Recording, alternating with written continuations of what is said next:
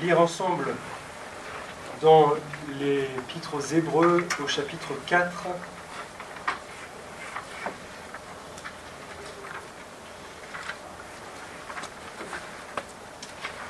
Hébreux chapitre 4, verset 1er.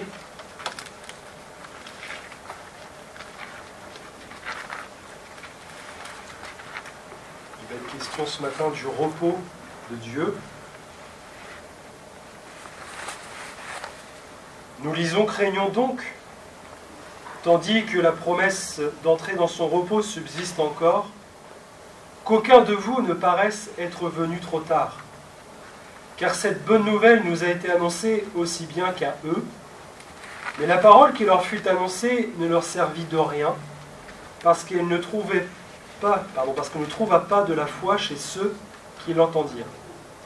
Pour nous qui avons cru, nous entrons dans le repos selon qu'il dit « Je jurai dans ma colère, ils n'entreront pas dans mon repos. » Il dit cela quoique ses œuvres aient été achevées depuis la création du monde. Car il a parlé quelque part ainsi du 7e jour, et Dieu se reposa de toutes ses œuvres le 7e jour. Et ici encore, ils n'entreront pas dans mon repos. Or, puisqu'il est encore réservé à quelques-uns d'y entrer, et que ceux à qui d'abord la promesse a été faite n'y sont pas entrés à cause de leur désobéissance, Dieu fixe de nouveau un jour, aujourd'hui, en disant dans David bien longtemps après, comme il est dit plus haut, « Aujourd'hui, si vous entendez sa voix, n'endurcissez pas vos cœurs. » Car si Josué leur avait donné le repos, Dieu ne parlerait pas après cela d'un autre jour. Il y a donc un repos de sabbat réservé au peuple de Dieu, car celui qui entre dans le repos de Dieu se repose de ses œuvres, comme Dieu s'est reposé des siennes. Empressons-nous donc d'entrer dans ce repos, afin que personne ne tombe en donnant le même exemple de désobéissance. Car la parole de Dieu est vivante et efficace, plus tranchante qu'une épée quelconque à 2 tranchants, pénétrante jusqu'à partager âme et esprit, jointure et moelle. Elle juge les sentiments et les pensées du cœur. Nulle créature n'est cachée devant lui, mais tout est nu et découvert aux yeux de celui à qui nous devons rendre compte. Amen. Alors oui, frères et sœurs, bien sûr, le repos de Dieu, c'est un repos qui se trouve après la mort charnelle. On peut l'assimiler au ciel, bien sûr, on peut l'assimiler à ce temps où, après avoir accompli des œuvres ici-bas sur terre, après avoir lutté, après avoir combattu, nous nous retrouverons là-haut, dans le ciel, auprès du Seigneur, pour nous reposer de ses œuvres, de ses luttes, de ses combats. Bien sûr, ce n'est pas seulement cela le repos de Dieu. Pourquoi? Parce que si nous devions connaître le repos de Dieu seulement et seulement quand nous serons morts, le Seigneur nous dit là ce matin dans sa parole, efforcez-vous, efforçons-nous d'entrer dans son repos. Et le Seigneur Jésus, dans cette parole, ne nous invite pas à, j'ai envie de vous dire, pardonnez-moi du terme, à nous suicider pour dire entrer dans le repos de Dieu, c'est-à-dire commencer par passons de l'autre bord, passons dans l'au-delà. Bien sûr, un chrétien, une chrétienne, je vais reprendre, ne doit pas être suicidaire. C'est important de dire ça parce que quelqu'un qui peut avoir une pensée de se suicider, déjà j'ai envie de vous dire c'est une pensée, d'accord? Donc c'est quelque chose qui vient de l'extérieur, et c'est le résultat peut-être d'une dépression, c'est le résultat bien sûr d'un état d'esprit qui est profondément attristé, et même c'est bien au-delà. Mais j'ai envie de vous dire aussi que le diable profite de ces choses pour vous mettre de telles pensées dans notre esprit. Et, je n'avais pas prévu du tout de vous dire ça, mais je me sens de vous le dire, quelqu'un qui se suicide ne peut pas être sauvé. D'accord? Quelqu'un qui s'est suicidé n'est pas sauvé, parce qu'il a décidé de sa propre mort, et que la parole de Dieu nous dit que celui qui a le droit de mort et de vie sur nos vies, c'est Dieu, bien sûr, et le fait de se suicider, c'est d'aller à l'encontre de la volonté de Dieu, c'est de lui désobéir tout simplement. Bon, j'aimerais quand même, pardonnez-moi, mais passer à autre chose, parce que commencer une prédication, une exhortation en commençant et en parlant de suicide, mais bon. Bien sûr, le repos de Dieu, c'est l'au-delà, mais le Seigneur nous montre ici que nous devons vivre ce repos déjà ici-bas. D'accord? Il faut vivre le repos de Dieu ici-bas. Et le repos, c'est bien sûr là une notion qui va s'attacher à l'âme, à l'esprit. Et la parole de Dieu est cette parole qui fait la séparation, la distinction entre ce qui vient de l'âme, ce qui vient de l'esprit, autrement dit du cœur. Donc le Seigneur sait par sa parole à la fois parler à notre âme, mais aussi parler à notre cœur. Et frères et sœurs, nous sommes, c'est difficile pour nous de faire la distinction des deux. On a du mal, nous, à faire la distinction entre les sentiments, les émotions, entre ce qui fait notre âme, etc. Et Dieu, lui, il le sait. Ce qui veut dire que vous pouvez à la fois être sauvé, l'âme est sauvée, mais l'esprit peut être tortueux, l'esprit peut être travaillé, le cœur peut être malade, etc. Et le Seigneur, lui, il sait aussi. Donc il va savoir à un moment parler à notre âme pour nous sauver, mais il va savoir aussi parler à notre cœur pour nous réconforter. Alors, personne ne peut prétendre, si ce n'était le repos de Dieu que l'au-delà, personne ne peut prétendre connaître ce repos éternel, si c'était que ça. Mis à part peut-être les quelques ressuscités, ceux qui ont connu la mort, mais qui sont réellement ressuscités. Je parle d'un point de vue charnel, corporel, mais personne ne sait ce qu'il y a dans l'au-delà.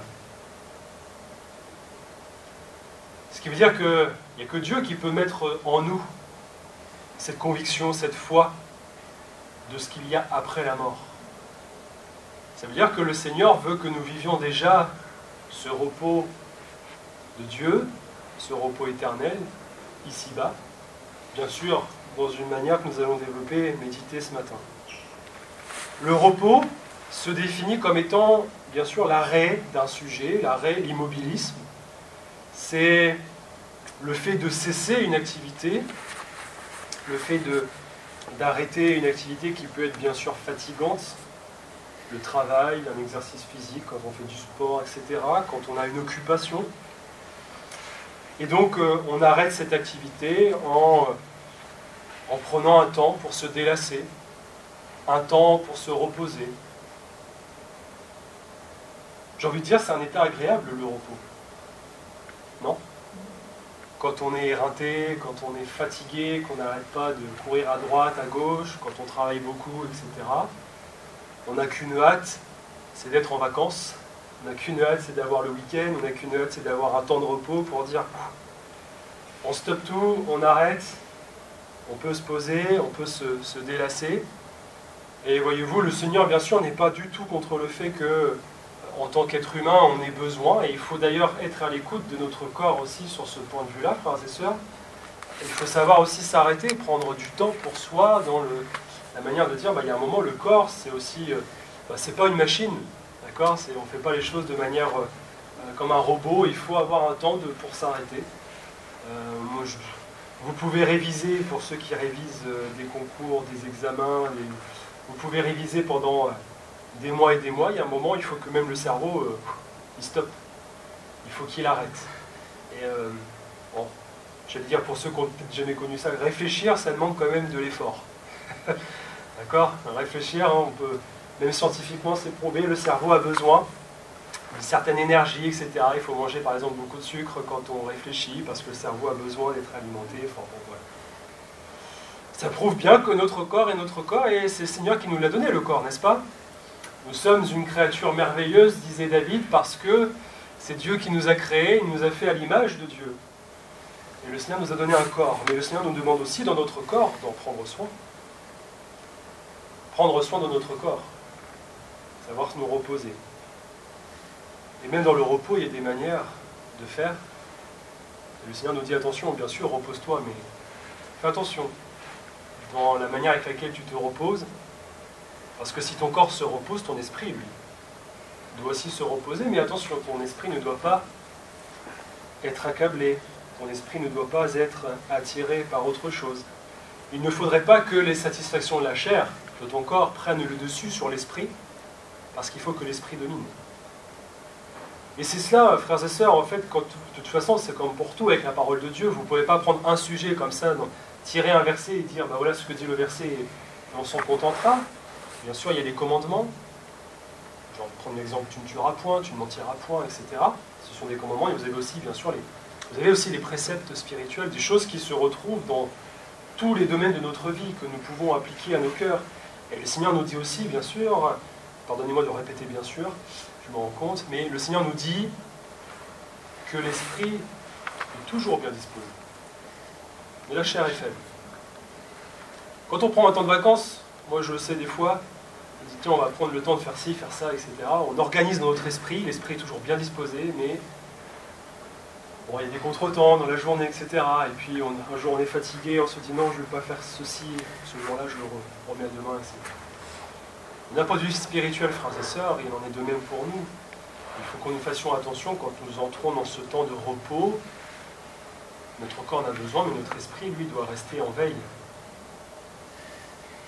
Nous ne nous laissons pas si facilement envelopper par le péché, nous ne nous laissons pas si facilement prendre au dépourvu lorsque le péché, j'ai envie de dire, couche à notre porte ou se pointerait devant nous. Il faut vraiment que nous ayons l'assistance et la grâce de Dieu avec l'assistance du Saint-Esprit pour pouvoir veiller et prier. Ainsi furent achevés les cieux et la terre et toute leur armée. Dieu acheva au 7e jour son œuvre qu'il avait faite, et il se reposa au 7e jour de toute son œuvre qu'il avait faite. Dieu bénit le 7e jour, et il le sanctifia parce qu'en ce jour, il se reposa de toute son œuvre qu'il avait créée en la faisant. Genèse chapitre 2, verset 1er à 3, nous soulignerons donc ici que le repos, c'est comme pour Dieu, bien sûr, un temps d'arrêt, un temps où le Seigneur a arrêté son activité. Et vous et moi, nous le savons, Dieu n'a pas besoin de se reposer en vérité. Dieu n'a pas besoin de se reposer, il n'est pas un homme, il n'est pas un être humain, il est celui qui ne sommeille ni ne dort, il est celui qui veille toujours, il est le Tout-Puissant. Et pourtant, Dieu a voulu montrer par là qu'il était nécessaire pour nous aussi d'avoir un temps où il faut s'arrêter. Mais on ne peut pas seulement s'arrêter sur cette pensée, frères et sœurs, et dire voilà, Dieu veut que l'on se repose. Bon. Et prendre l'exemple de la création ce 7e jour pour dire ben voilà, j'ai raison de m'arrêter, parce que Dieu s'est arrêté de ses œuvres. Oui, mais derrière cela, frères et sœurs, c'est beaucoup plus profond. Quand Dieu a créé la terre, et qu'il s'est arrêté le 7e jour, il a voulu par là aussi que nous puissions trouver dans cette journée, dans ce 7e jour, autre chose qu'un repos physique, un repos, j'ai envie de dire, spirituel. C'est un repos qui va être global. Dieu avait-il besoin de se reposer? Bien sûr que non. Mais Dieu bénit le 7e jour. Il le sanctifia, au sens où il le mit à part. Puisque la sanctification, la sainteté, aux yeux de Dieu, ce n'est pas autre chose que de mettre à part la journée, de mettre à part notre âme, de mettre à part notre être. Se sanctifier, c'est cela, c'est se mettre à part. Et Dieu a voulu vraiment mettre à part ce 7e jour. Et la création précède la loi de Moïse, celle qui a été donnée à Moïse par Dieu. Et donc on peut dire bien sûr par là que le 7e jour n'est pas un jour qui, j'ai envie de dire, est un jour légaliste, dans le sens où ce n'est pas la loi de Moïse qui, le Shabbat, qui vient dicter ce 7e jour, de dire ben voilà, ce jour-là, vous bénirez ce jour-là, vous le sanctifierez. C'est bien quelque chose qui vient d'avant la loi, c'est quelque chose qui vient de la création, qui vient de Dieu lui-même. Comme vous avez avec la dîme, n'est-ce pas, la dîme qui est donnée d'Abraham à Melchisédek, qui est cet enseignement qui n'est pas celui de la loi, et qui montre bien que c'est un principe spirituel que Dieu veut que nous appliquions aussi, nous qui sommes sous la grâce. Alors, ce n'est pas donc la justification de l'ancienne alliance. Le jour du repos a été instauré par Dieu Après, bien sûr, il a été repris par la loi dans les 10 commandements. Souviens-toi du jour du repos pour le sanctifier. Tu travailleras 6 jours et tu feras tout ton ouvrage, mais le 7e jour est le jour du repos de l'Éternel ton Dieu.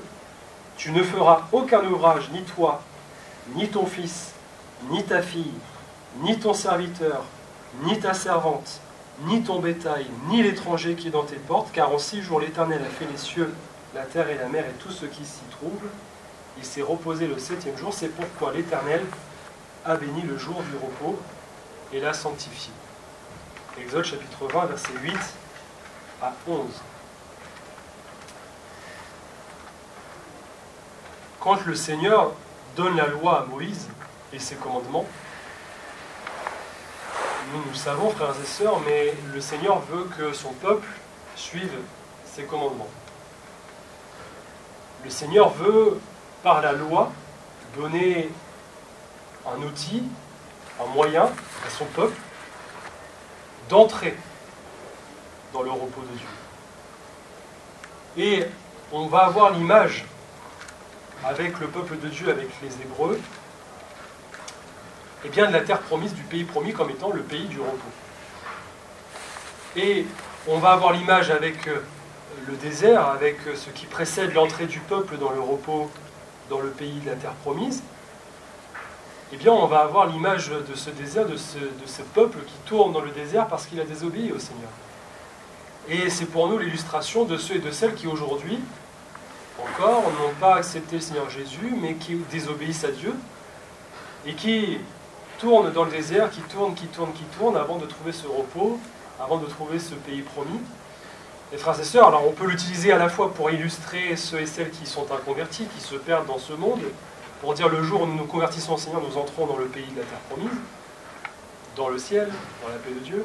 Mais bien sûr, il s'applique aussi, cette image, elle s'applique aussi à nos cœurs, pour nous qui sommes chrétiens et chrétiennes, pour dire que vous devez aussi vivre, non pas comme dans le désert en tournant, mais vous devez vivre comme étant ceux et celles qui sont dans le pays déjà promis. Parce que nous vivons avec le Seigneur Jésus, parce que nous vivons dans la grâce de Dieu. Le but est d'imiter le repos de Dieu lors de la création, tout en étant de le mettre à part de manière volontaire et visible. Quand Dieu donne ses commandements, c'est bien sûr le fait de dire, ben voilà, vous allez mettre en pratique la loi et vous devez respecter ses commandements. C'est un moyen pour le Seigneur aussi, pour chacun des siens, de son peuple, d'imiter ce qu'il est. Sauf que nous le savons, la loi, et Dieu bien sûr le sait aussi, la loi ne permettait pas de changer un homme, ne permettait pas de changer une femme. Et donc, eh bien, ceux qui transgressaient la loi devaient commettre ensuite un sacrifice d'expiation. Pour autant, ils n'étaient pas changés. Et j'ai envie de dire pour nous, frères et sœurs, si on prend cette image du repos du 7e jour et que l'on applique ce commandement en disant tu ne feras aucun ouvrage, ni toi, ni ton fils, etc., on va dire, nous, on va faire le raccourci de dire, ben voilà, le dimanche, on ne travaille pas. Le dimanche, on ne fait pas ceci, on ne fait pas cela, parce que c'est dimanche, et parce que c'est le jour du Seigneur. Alors oui, bien sûr, oui, évidemment, le dimanche est un jour de repos, à la fois en France, bien sûr, de manière culturelle, puisque l'Église catholique qui a dominé pendant des siècles notre pays, eh bien, a fixé le dimanche comme étant un jour de repos, un jour d'activité, et un jour durant lequel il fallait se rendre à l'église, à la messe, pour écouter le sermon du curé, etc. En tant que chrétien, frères et sœurs, on ne peut pas s'arrêter à cela. Alors, je vais essayer d'être assez clair. On ne peut pas s'arrêter à cela, ça veut dire... le dimanche est un jour, le jour du Seigneur, on est d'accord. Donc c'est le jour où on vient à l'église. Et ça, nous sommes d'accord. Mais on ne peut pas penser que... En tout cas, il faut méditer et réfléchir pourquoi le dimanche. Est-ce que c'est seulement parce que l'Église catholique a dit ce dimanche-là, ce jour-là, ce sera un jour de repos? Parce que si nous étions vraiment comme la loi le dit, c'est-à-dire si nous respections le Shabbat, Ce n'est pas le dimanche que le Shabbat doit être fait, c'est le samedi. Et en fait, vous voyez là, en fait, vous avez, non pas une contradiction, mais vous avez la construction un peu des religions, où l'islam, le vendredi, est un jour saint, un jour particulier, où ils vont faire leur grande prière à la mosquée. Les juifs, c'était le samedi avec Shabbat. Et donc l'Église catholique, quand ils ont construit ce jour de repos, ils ont dit il ne faut pas qu'on fasse le vendredi, il ne faut pas qu'on fasse le samedi, parce qu'il y a déjà des religions qui le font, donc on fera le dimanche. Ils fondent aussi cette pensée sur la parole de Dieu, sur le fait que le 7e jour, le dernier jour, c'est Shabbat. Et dans la parole de Dieu, on sait que Jésus est ressuscité le premier jour, qui est le dimanche. Ce qui veut dire que le dimanche n'est pas Shabbat. D'accord? Donc c'est-à-dire que c'est pas un jour, c'est pas le 7e jour, c'est pas un jour où, si on en croit la loi, on ne fait aucun ouvrage. Ça devrait être le samedi. C'est-à-dire déjà que si on pense que c'est le dimanche qu'il faut ne pas travailler, ne pas faire d'ouvrage en disant mais c'est le Seigneur dans sa parole qui nous dit que, si on prend l'ancienne alliance, qu'il ne faut pas travailler le jour du 7e jour, etc., ben, j'ai envie de vous dire, dans ce cas-là, ne travaillez pas le samedi. Ça ne veut pas dire bien sûr qu'il faille travailler le dimanche, parce que je crois qu'un chrétien et une chrétienne, son désir, son premier désir, c'est d'être à chaque réunion de l'Église, et qui fait tout pour que son travail aussi lui permette de suivre toutes les réunions. Je le dis avec les jeunes aussi, on le partage à Pont-au-Mer. Je le partage aussi à des frères et sœurs dans les discussions. Quand certains sont à la recherche d'un lieu de résidence, d'un lieu d'habitation, etc., j'ai envie de vous dire, la première chose qui doit vous animer, c'est savoir si vous pourrez aller aux réunions, à toutes les réunions de l'Église. C'est la seule chose qui doit animer un chrétien et une chrétienne. Et à partir du moment où vous vous dites au Seigneur, écoute Seigneur, moi, peu importe où je vais, peu importe où je suis, le plus important c'est que je puisse aller aux réunions le dimanche, le lundi soir, etc., le mardi soir quand on est à Pont-au-Mer dans d'autres églises, etc., le vendredi. Seigneur, moi je veux pouvoir suivre les réunions. Et moi j'ai envie de vous dire, si vous mettez cela, et que votre premier désir c'est les réunions, c'est l'église, vous en faites pas, le Seigneur vous donnera un travail et un lieu où vous pourrez faire les deux. Vous pourrez travailler et à la fois vous rendre à l'église. Alors on s'entend, frères et sœurs. Il y a des travails, bien sûr, qui... On a des astreintes, il y a des horaires un peu particulières, etc. Parfois, vous devez travailler peut-être un dimanche dans l'année. Bon. J'ai envie de dire, le Seigneur, c'est là où on n'est plus sous la loi, on est sous la grâce. Le Seigneur sait aussi écouter nos cœurs. Il sait comment on est, comment on fonctionne. Et le travail, c'est quelque chose que le Seigneur nous donne. Hein. Donc c'est-à-dire que si on bénit le Seigneur d'avoir un travail, derrière, le Seigneur il va nous donner un travail, non pas pour nous perdre, il nous donne un travail pour que nous puissions voir à nos besoins chaque jour. S'il nous donne un travail pour que derrière nous ne puissions plus venir à l'église parce que notre travail nous demande de travailler 70 heures par semaine, ou parce que dans notre travail justement on va peut-être avoir des collègues ou des liens qui vont nous attirer, nous amener dans le monde, vous croyez que le Seigneur vous donne ce travail? Non. Donc, frères et sœurs, c'est vraiment, pour moi, ça, c'est un précepte spirituel. À partir du moment où vous mettez l'Église, les réunions, le Seigneur en premier, le reste suivra. Il y aura des moments difficiles, c'est sûr, mais le Seigneur pourvoira. N'y voyez bien sûr aucune accusation de ma part, aucun reproche. Je le redis, c'est pour moi un précepte spirituel et c'est le Seigneur qui dit cherchez premièrement le royaume et la justice de Dieu et toutes les choses vous seront données. Le reste vous sera donné. Après, chacun rentrera en lui-même pour savoir si effectivement ce qu'il désire, ce qu'il fait, si c'est véritablement conforme avec ce que le Seigneur veut pour chacune de nos vies. Ce commandement du Shabbat, où les Juifs ne devaient rien faire, ou en tout cas ne devaient faire aucun ouvrage, cela ne concernait pas seulement le Juif, c'est-à-dire l'homme, le chef du foyer, le père, mais ça concernait toute la maison. La parole de Dieu le dit, ta femme, ton fils, ta fille, tes servants, tes servantes, tout ton bétail, même l'étranger qui est dans tes portes. Et donc vous aviez ici ce principe, ce commandement qui s'appliquait à toute la maison, au sens de, j'ai envie de dire, famille, entourage. Pour nous, c'est pareil, frères et sœurs. Quand eh bien, nous sanctifions le dimanche lorsque nous mettons à part ce jour pour louer le Seigneur, on emmène notre famille avec nous. Ça a des conséquences aussi pour notre femme, pour notre mari, enfin, c'est nos enfants, etc.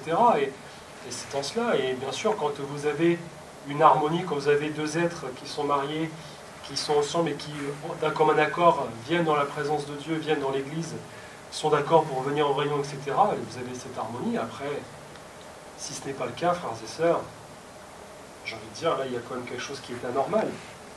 J'ai envie de dire qu'il y a quelque chose qui... Ça ne peut pas... Ça peut pas fonctionner. C'est dans les rouages d'une machine, il y a quelque chose, il y a un grain de sable. Forcément, ça crée des tensions, ça crée... Il y en a un qui va vouloir venir en réunion, l'autre qui va dire bah, non, moi je m'en fiche des réunions, etc. Ça appartient à chacun après. Faire du dimanche en disant c'est un jour de repos, donc moi je me repose, je reste chez moi. Vous vous trompez. Le Seigneur n'a jamais dit que le dimanche devait être un jour où on ne faisait rien et on restait chez soi, bien au contraire. Enfin, frères et sœurs, quand nous méditons vraiment sur le repos de Dieu, sur ses paroles, je veux dire, ça paraît peut-être être un encouragement, bien sûr, ça l'est, mais le Seigneur nous remet les choses à sa place aussi, à leur place. C'est pas normal qu'un chrétien, une chrétienne n'ait pas envie de venir dans l'église, en réunion. Peu importe les réunions, que ce soit le dimanche, le lundi, etc. Il y a quelque chose. Et je crois qu'il faut être en mesure de soi-même, si on commence à ressentir ces sentiments, de dire bah, j'ai plus envie, etc. Il faut savoir aussi s'interroger sur nous-mêmes en disant mais est-ce que véritablement, qu'est-ce qui m'anime, qu'est-ce qui est au fond de moi, qu'est-ce qui va faire que j'ai envie de revenir aux réunions, c'est peut-être déjà parce que c'est le Seigneur qui est présent dans les réunions, c'est parce qu'on retrouve ses frères et sœurs, parce qu'on retrouve la présence de Dieu. Donc si j'ai plus envie de venir aux réunions, ça veut dire qu'il y a bien une raison derrière, ce qui est spirituel. Jésus, lui-même, quand il était sur terre, respectait bien sûr la loi, il respectait tout l'enseignement qui était dans la parole de Dieu. Et en tant que fils de l'homme, c'est-à-dire en tant qu'être humain, parfaitement homme, il respectait la loi. Et vous le savez, mais quand on était transgresseur de la loi, c'est-à-dire qu'on avait une seule loi qui n'était pas respectée, que l'on ne respectait pas, on était transgresseur de toute la loi. Et Jésus était sans péché et sans péché. Ça veut dire que Jésus, forcément, a appliqué toute la loi. Plus de 600 commandements. Et il était en mesure de dire ensuite, lorsqu'il était interpellé un jour avec ses disciples, en ce temps-là, Jésus traversa des champs de blé, un jour de sabbat, un jour de Shabbat. Ses disciples qui avaient faim se mirent à arracher des épis et à manger. Les pharisiens, voyant cela, lui dirent « Voici, tes disciples font ce qu'il n'est pas permis de faire pendant le sabbat. » Et Jésus leur répondit « N'avez-vous pas lu ce que fit David lorsqu'il eut faim, lui et ceux qui étaient avec lui? Comment il entra dans la maison de Dieu, mangea les pains de proposition qu'il ne lui était pas permis de manger, non plus qu'à ceux qui étaient avec lui, et qui étaient réservés aux sacrificateurs seuls. Ou n'avez-vous pas lu dans la loi que les jours de sabbat, les sacrificateurs violent le sabbat dans le temple sans se rendre coupables? Or, je vous le dis, il y a ici quelque chose de plus grand que le temple. Si vous saviez ce que signifie « je prends plaisir à la miséricorde et non au sacrifice », vous n'auriez pas condamné des innocents. Car le Fils de l'homme est maître du sabbat. Matthieu chapitre 12, versets 1er à 8. Que dit Jésus? Jésus, face à ces pharisiens, qui viennent lui reprocher que lui, et en tout cas ses disciples, sont en train de violer le sabbat, Jésus leur dit « Vous me reprochez quelque chose, mais n'avez-vous pas lu ?» Vous avez l'exemple de David dans les Écritures, qui justement, alors qu'on est sous la loi, il est en train de fuir Jérusalem, et en tout cas la révolte, je crois, d'Absalom. Il est en train de fuir, il est avec son armée et ses soldats fidèles, et ils ont faim, ils rentrent dans le temple, ils mangent les pains de proposition avec David, qui était destiné aux sacrificateurs.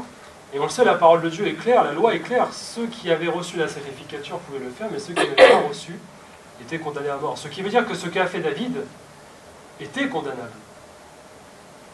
Et Jésus va dire à ses pharisiens, mais attendez, nous sommes sous la loi. Dieu aurait dû foudroyer, tuer David et ses hommes pour ne pas avoir respecté la loi. Mais, et là, frères et sœurs, vous avez aussi la grâce dans l'Ancien Testament, où David n'a pas été condamné par Dieu. Il lui a été fait miséricorde, il a été gracié. Et Jésus va dire, mais voyez, vous avez cet exemple-là dans l'Ancienne Alliance, dans l'Ancien Testament, vous avez cet exemple-là. Et moi, je vous dis que les sacrificateurs, là même lorsqu'ils exercent leur sacrificature dans le temple le jour de sabbat, ils violent le sabbat. Et Jésus leur dit, mais attendez, le sabbat c'est un jour de repos, mais le Seigneur n'a pas laissé le jour de sabbat simplement pour dire, vous n'allez pas faire ci, vous n'allez pas faire ça, il faut le voir au-delà.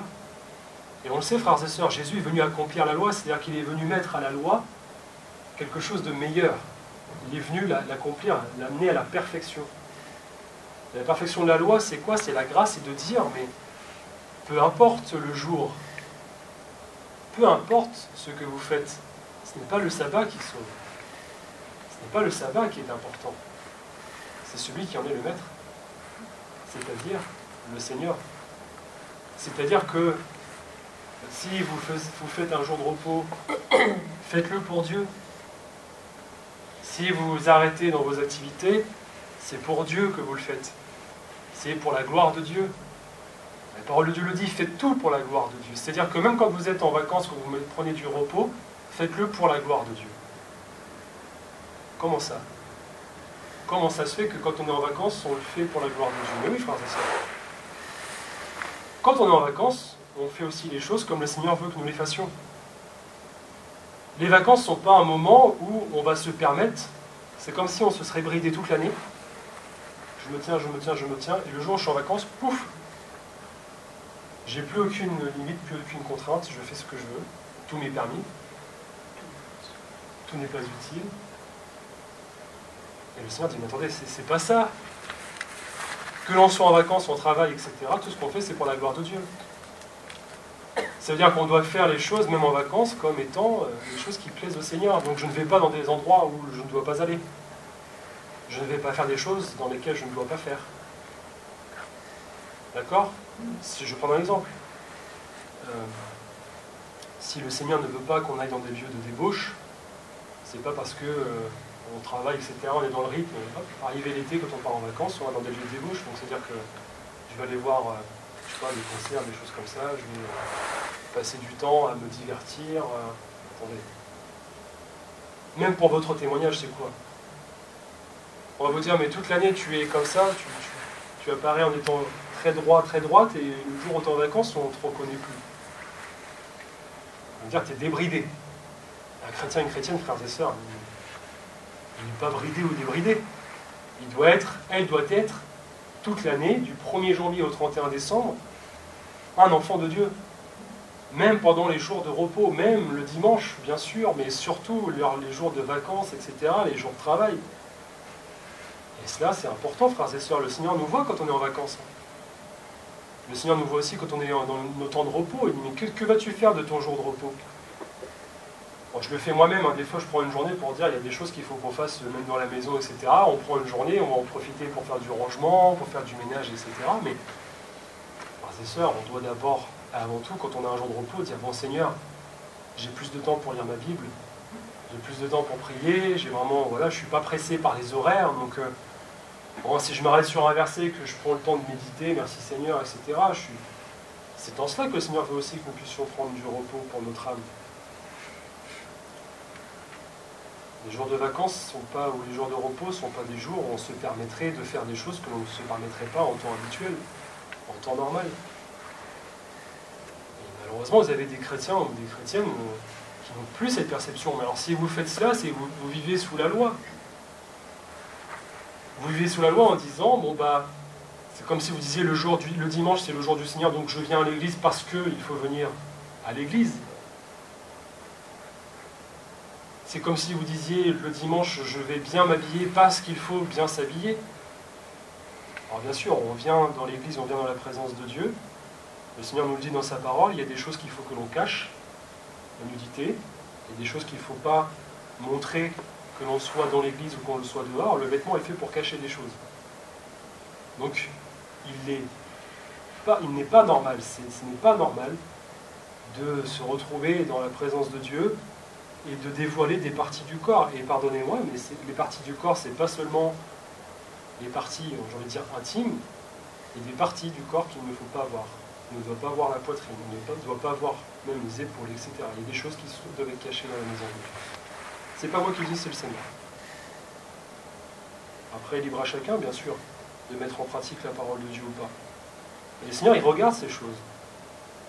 Et je disais, si vous venez le dimanche seulement pour bien vous habiller, bien venir, et parce que c'est le jour comme si on allait à la messe et que c'est le jour où il faut venir à l'église,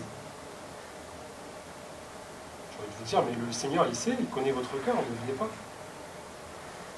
Parce que le dimanche n'est pas un jour de Shabbat. Le dimanche, c'est le premier jour, le jour de la résurrection de Christ. C'est le jour où nous venons célébrer, le jour où Jésus est sorti du tombeau, et où par la résurrection de Christ, nous sommes aussi, nous, ressuscités. Ce ne sont pas par nos œuvres, ce ne sont pas par nos mérites, mais c'est parce que Jésus est mort à la croix et qu'il est ressuscité que nous sommes, nous, ressuscités, frères et sœurs. Et le véritable repos de Dieu, c'est cela. C'est de vivre cette résurrection avec Christ. Bien sûr, une résurrection qui aura lieu bientôt, quand nous serons avec lui pour l'éternité. Une résurrection qui s'applique déjà dans nos vies, dans nos âmes, dans nos cœurs aujourd'hui. C'est pourquoi, si aujourd'hui vous entendez sa voix, n'endurcissez pas vos cœurs. Parce que la résurrection de Christ, frères et sœurs, elle se vit tous les jours. Tant que le Seigneur nous donne le souffle de vie, nous devons vivre cette résurrection. Nous ne devons pas vivre avec des commandements, nous ne devons pas vivre avec des lois, avec des codes, avec des règles avec le Seigneur. Nous devons vivre en ayant un cœur qui dit oui Seigneur, je me soumets à ta loi, je me soumets à tes commandements, je me soumets à tes principes spirituels, je me soumets à ta parole. Frères et sœurs, si on reprend la création, le premier jour qui a été créé, qu'est-ce que Dieu a créé le premier jour? Dites-moi. La lumière. D'accord? Donc le premier jour, Dieu dit que la lumière soit et la lumière fut. Si on reprend avec l'enseignement de la parole de Dieu, le premier jour de la semaine, c'est le dimanche. La lumière fut le dimanche. Jésus-Christ ressuscita le dimanche. Jésus est la lumière. Si vous prenez le 8e jour, c'est quoi le 8e jour? C'est un dimanche, puisque 7 plus 1, 8. C'est le dimanche. Et quand vous prenez dans la parole de Dieu le 8e jour, c'est le jour du renouveau. C'est le jour de la nouvelle naissance. Vous prenez Noé, le 8e sauvé dans le déluge. C'est le jour l'image, le symbole justement de la renaissance, de la nouvelle naissance. Déjà, Dieu, dans sa parole, dans l'Ancien Testament déjà, il montrait aux hommes, il montrait à tous qu'un jour, il donnerait cette nouvelle naissance aux hommes. Frères et sœurs, quand nous venons le dimanche, c'est pas un jour comme un autre. C'est un jour où nous sanctifions le Seigneur, où nous bénissons le Seigneur, où nous bénissons la résurrection, nous bénissons la gloire de Dieu, nous bénissons et nous chérissons la présence de Dieu. C'est pas un jour où nous allons à la messe, ou etc. Non, c'est un jour où on va bénir le Seigneur parce qu'on sait que si ce jour, pour nous aujourd'hui, est un jour de résurrection, un jour de victoire, un jour de célébration, d'exaltation, c'est parce que Jésus est mort pour nous. C'est parce que Jésus nous a sauvés, c'est parce qu'aujourd'hui nous sommes dans le repos de Dieu. Et je vous le dis, le repos de Dieu, c'est pas seulement l'au-delà, c'est pas seulement avoir une paix et vivre en paix avec le Seigneur. Le repos de Dieu, ça se vit. Le repos de Dieu, ça s'exprime. Le repos de Dieu, c'est quelque chose qui est dans le cœur, même si le corps, même si l'âme, l'esprit, le corps, le cœur, l'esprit est travaillé, etc., l'âme, elle est en paix. L'âme, elle est dans le repos. L'âme, elle est déjà dans les lieux célestes en Jésus-Christ. Moi, je n'ai pas besoin, frères et sœurs, tous les jours de remettre en question ces choses. Je ne le fais pas. Pourquoi? Parce que chaque matin, je me dis, Seigneur, béni sois-tu pour le salut par grâce. Ce n'est pas par mes œuvres. On l'a chanté, je suis revêtu du vêtement de Jésus. Sans le vouloir. Vêtement. On a quelque chose sur nos, frères et sœurs. Et c'est en cela où Le Seigneur veut nous montrer par là que ne faites pas du dimanche un jour comme un autre. Alors, il dit aussi dans sa parole, vous allez dire, mais il dit, l'un fait distinction des jours, l'autre non. C'est pas pour dire, bon, il y en a qui s'attachent à chaque journée. Vous rencontrez des frères et sœurs, bien sûr. Moi, des fois, je le dis aussi, j'aime pas le mercredi. Vous voyez, rien à faire, je n'aime pas le mercredi. Vous me dites, mais pourquoi? C'est le jour des enfants. Non. Je sais pas, c'est le milieu de la semaine, vous voyez, des fois, c'est tout bête, hein. Mais le mercredi, pourquoi? Parce que on est loin du dimanche dans tous les cas, c'est presque le milieu de la semaine, je veux dire, parfois on se dit, bon, le lundi, il y a rien de prière, le mardi, il y a rien de prière, on est dans l'élan, le vendredi, bon, c'est le week-end qui arrive, n'est-ce pas? Même le jeudi, moi j'aime bien le jeudi, je me dis, bon, demain c'est le dernier jour du travail, etc., c'est bientôt le week-end. Le mercredi, non, mais vous en avez, ils ne font aucune distinction entre les jours. Certains, que ce soit mercredi, jeudi, lundi, on s'en fiche. Le Seigneur dit bien sûr qu'on ne se culpabilise pas, que certains ne se culpabilisent pas parce qu'ils font une distinction dans les jours. Enfin, voilà. Mes frères et sœurs, le dimanche, c'est autre chose. C'est pas le dimanche parce que c'est le jour, le dimanche. On pourrait faire un culte un autre jour. On pourrait. Vous avez des frères et sœurs dans le monde qui sont persécutés, ils ne font pas forcément le culte le dimanche. Ils doivent faire un culte un autre jour parce que les circonstances ne leur permettent pas, bien sûr, de se réunir librement. Tout comme nous n'attendons pas le dimanche pour bénir le Seigneur pour le jour où il nous a sauvés. C'est tous les jours, ça. C'est tous les jours qu'on bénit le Seigneur, c'est tous les jours qu'on rend un culte à Dieu, en esprit, en vérité. Seigneur, je te loue parce que je t'appartiens, je te bénis parce que je sais que la journée, même s'il va y avoir des difficultés, même si... Mais tu es là, tu es présent, tu me gardes, tu me préserves de toute chute. Ça, c'est aussi le culte, celui qui se donne au Seigneur, c'est tous les jours, c'est pas seulement le dimanche. Parce que si on est mathématique, si vous donnez au Seigneur un jour sur 7, vous avez 80-90% de votre temps qui n'est pas consacré au Seigneur, alors. Ou vous ne vous donnez pas à Dieu. Frères et sœurs, c'est cela le repos de Dieu. Le Seigneur veut qu'on rentre dans ces dimensions de dire, mais il y a la loi, bien sûr, il y a des fondements, il y a des commandements, il y a des choses qui doivent être cadrées. Et quand Jésus parle aux pharisiens, il dit, on vous a dit que, mais moi je vous dis que. Et remarquez, Jésus ne vient jamais abolir la loi, ne vient jamais casser les commandements en disant, par exemple, on vous dit de ne pas faire ceci, mais moi je vous dis, bon, cela, vous laissez tomber. Non, Jésus dit, on vous a dit de ne pas faire ça. Mais moi je vous dis que. Il dit que c'est œil pour œil, dent pour dent, mais moi je vous dis de ne pas frapper, de ne pas répondre. Il ne dit pas que on ne vous frappera jamais.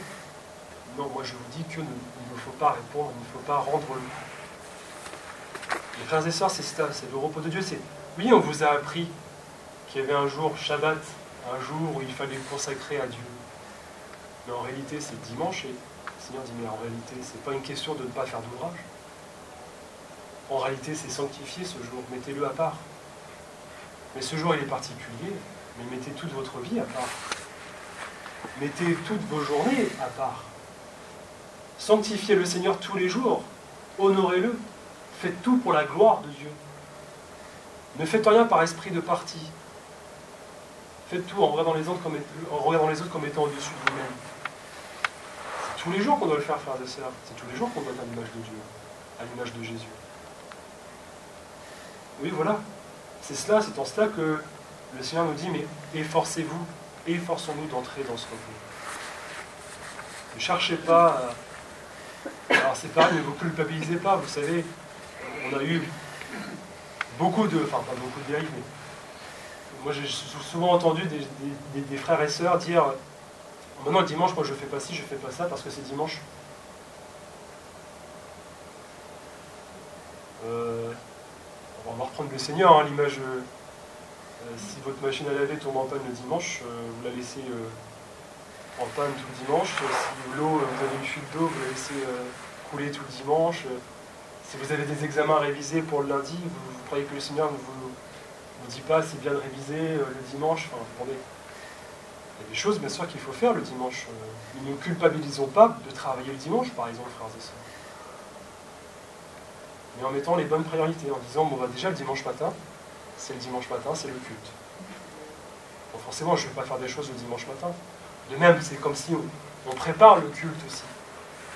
Vous remarquerez toujours des différences entre ceux qui préparent le culte avant et ceux qui ne le préparent pas. Ça se voit, ça s'entend. Ceux qui préparent le culte avant, c'est-à-dire que vous prenez le temps et ça ne se prépare pas seulement le dimanche matin, ça se prépare aussi le samedi soir. En se disant, bon Seigneur, je vais peut-être me coucher un peu plus tôt, parce que je sais que parfois, si je me couche à minuit, 1h du matin, forcément, quand il faut se lever à 8h, c'est difficile. Je dis, bon Seigneur, ce soir, peut-être que je reste tranquille à la maison, je vais me reposer. Puisque c'est samedi, c'est Shabbat, je me repose. Je me repose. Et je prépare ce temps où je vais me retrouver dans ta présence, parce que Seigneur, non seulement tu vas peut-être me parler, mais peut-être que tu vas m'utiliser pour parler à quelqu'un.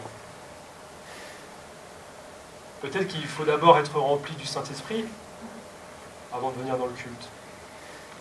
Pour être ce vase utile à la gloire de Dieu, dire voilà, j'amène un vase au Seigneur qui est déjà rempli d'huile. Je ne suis pas en train de le remplir pendant la réunion, pendant le culte. Il est déjà rempli. Ça fait une différence, frères et sœurs. Je ne dis pas que le Seigneur ne fait pas les deux. Mais notre esprit, c'est pas pareil. Quand on loue le Seigneur, après on a déjà un vase plein, j'ai envie de dire. On l'apporte déjà au Seigneur. C'est plus difficile que de devoir déjà remplir le vase, prendre un peu de temps, de le remplir pendant le culte, et de se dire peut-être qu'à la fin du culte, mince, mon vase il est rempli maintenant. Et s'il était rempli avant, peut-être que j'aurais pu louer le Seigneur, peut-être que j'aurais pu le prier, etc. Être dans de meilleures dispositions. Et ça, frères et sœurs, c'est quelque chose qui se prépare. Et le Seigneur n'est pas... Le Seigneur ne nous prend pas au dépourvu. Il est clair dans sa parole, il nous montre ces choses. Et je crois qu'avec le renouvellement de l'intelligence, quand on appartient au Seigneur, ces choses-là, on les comprend chacun à notre niveau. On ne peut pas demander à un jeune converti ou à une jeune convertie cela, mais je crois que le Seigneur, il nous amène à comprendre ces choses. Et c'est pour cela, on ne peut pas vivre notre vie chrétienne comme avec des lois, des commandements, en disant « Ah oui, c'est vrai, le samedi soir, il faut absolument que je ne fasse rien parce qu'il faut que je prépare le culte. » Mais si vous vivez cela, et vous viviez un peu sous la loi en disant « Mais il faut que je fasse. » C'est pas ça. Frères et sœurs, j'ai envie de dire, c'est presque naturel en disant « Bah non, samedi soir, des fois, on propose diverses choses. Bah non, j'ai pas envie, tu vois, j'ai pas envie, je préfère je suis un peu fatigué, je préfère ne rien faire et puis me reposer, puis maintenant en plus c'est dimanche, donc bon. Après, liberté à chacun, frères et sœurs. Le Seigneur ne nous reprochera jamais de faire quelque chose le samedi soir, c'est pas ce que je veux dire. Mais il faut nous vivions sous la grâce. Ce qu'il faut comprendre vraiment, frères et sœurs, c'est que tout ce que le Seigneur veut, c'est pour notre bien. Et il faut qu'on progresse, il faut qu'on avance avec le Seigneur. C'est un fruit qui doit grandir en nous, c'est avec la vie de l'esprit, ces choses que le Seigneur nous éclaire, nous montre petit à petit en disant « Ah, c'est vrai, je faisais ça comme ça, je faisais ci comme ci. Et finalement, c'est pas comme ça qu'il faut que je fasse. » Bon, bah merci Seigneur de l'avoir montré, merci Seigneur de parler encore aujourd'hui. Et comme on l'a lu, si vous entendez sa voix, n'endurcissez pas vos cœurs. Dites pas oui, c'est pour les autres, c'est pas pour moi. Vous désobéissez à Dieu en disant cela. Et malheureusement, le Seigneur nous le dit aussi dans sa parole. Les exemples de ceux qui sont tombés dans le désert, ce peuple juif qui tournait, ils sont tombés dans le désert à cause de leur désobéissance. C'est l'image aussi de la mort spirituelle, de ceux et de celles qui, malgré la parole qu'il leur est apportée, malgré le fait que le Seigneur les reprenne en disant « Mais voilà comment il faut que tu fasses », n'acceptent pas d'être repris par le Seigneur, d'être châtiés. Et à un moment où le châtiment n'est plus nécessaire, à un moment où le Seigneur arrête de châtier, et à un moment où le Seigneur nous laisse faire les choses, mais malheureusement ça nous amène à notre mort spirituelle.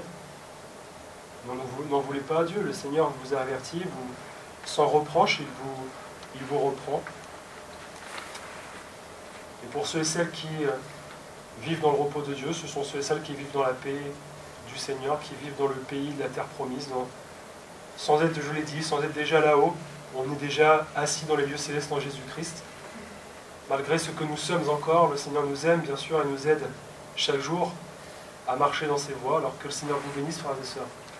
Et vraiment, mon désir, c'est que nous puissions tous être dans le repos de Dieu, être pleinement dans cette sérénité, dans cette assurance de notre salut. Que le Seigneur soit béni.